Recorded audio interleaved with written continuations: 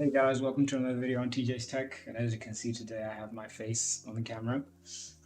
Round of applause. Today we're going to be trying to build a PC that's less than 8,000. It's going to be a really difficult budget to work with. We'll probably have to use a lot of second-hand parts, but we'll see how it goes. Let's get into it. As usual, we're going to be starting off with the CPU. First, I'm going to check on Facebook Marketplace for a Core i3 CPU.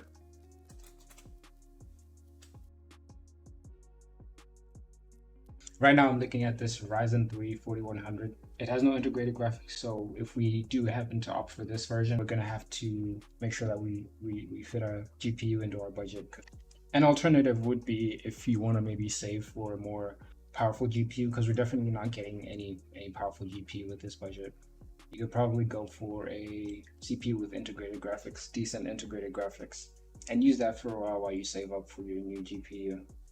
But I'm gonna try and balance out a cheapish CPU and maybe get a cheap GPU as well. So I got a motherboard to match with our Ryzen 3 4100. This MSI B520A Pro gaming motherboard. It costs 1,099. It's got 2 DDR4 memory slots.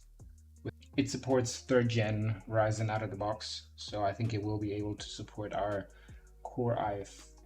Ryzen 3, because it's I think it's 3rd gen. It's Ryzen 3 4100. I think that's 3rd gen. So currently we're standing at 3,100 after adding our Ryzen 3 40. We're almost halfway through our budget, so we have to be very much conservative as we go on. I think we're gonna have to go for a cheaper CPU eventually, but for now I'm just gonna leave this as they are, and we'll cut down if need be. I'm looking at this dirt cheap kit of 16 GB RAM. It's 36 mega transfers per second, and it's 2 8 gig sticks. On Woodware, we've got an even cheaper stick of 16 GB RAM, but this one's 32 mega transfers. Not going to make that much of a difference, but since we're on the Ryzen platform, it might make 1 or 2 frame within a 5% difference in gaming. Found an even cheaper stick of memory here on Woodware. It's costing $1,030, 16 gigabytes, but this one's 3,000 mega transfers per second. We are leaving a little bit of performance there, but we're working with a really tight budget, so we're gonna have to make it work somehow. And this is one of the compromises we're gonna have to make. Looking here on EveTech, I happened to find a much cheaper Ryzen 3 4100 here. It's trimmed down by almost 500. So I'm going to be taking this one instead of the one that I picked from Take-A-Lot. Next up, we're going to be going for storage. Definitely going for an SSD to make sure that our computer isn't bottlenecked by the storage speeds. So in terms of storage, we're looking at this 480 gigabyte SSD from Aluha. If you want to, you can go for a M.2 SSD instead, because they usually have higher read and write speeds. But I'm going for bang for the buck here, so we're going for this 480 gigabyte SSD because we'll still get SSD speeds, albeit a little bit on the slow side. So if you don't want to go second hand, you could go for any of these GPUs, 6500 XT or a 1650 if you can manage to get one for a decent price.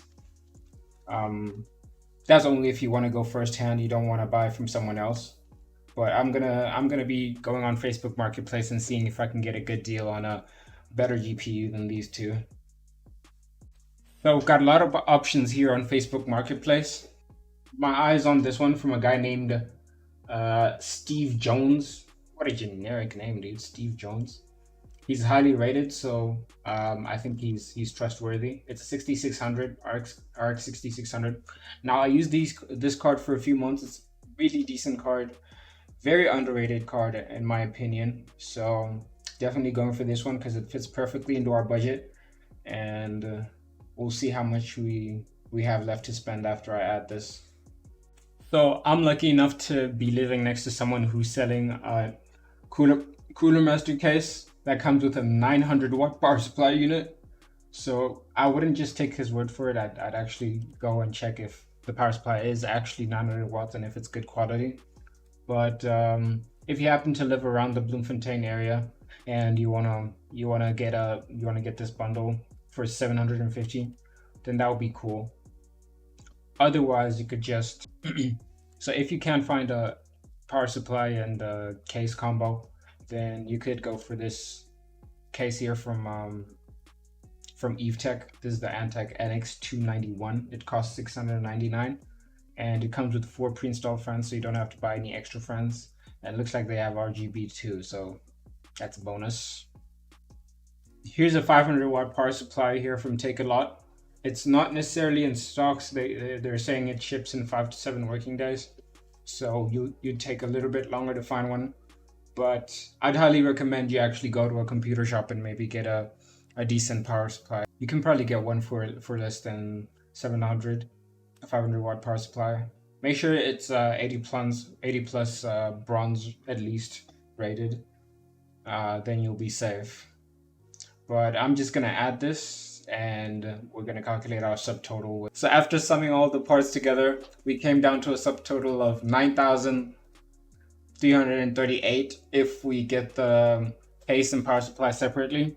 But if you happen to go for a case and power supply combo like I managed to get, you go down to 8,629, which is much closer to the budget that we set. My advice to you guys is just take your time, speak to a lot of people, go to a lot of places, and try to see if you can find any better discounts than I managed to find over the internet only. I'm sure you'd find even better discounts if you communicated with friends who were like dumping their old PC parts and stuff.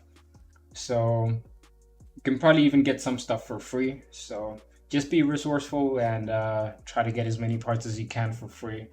Anyways, thank you for watching the video. Make sure you like and subscribe on your way out.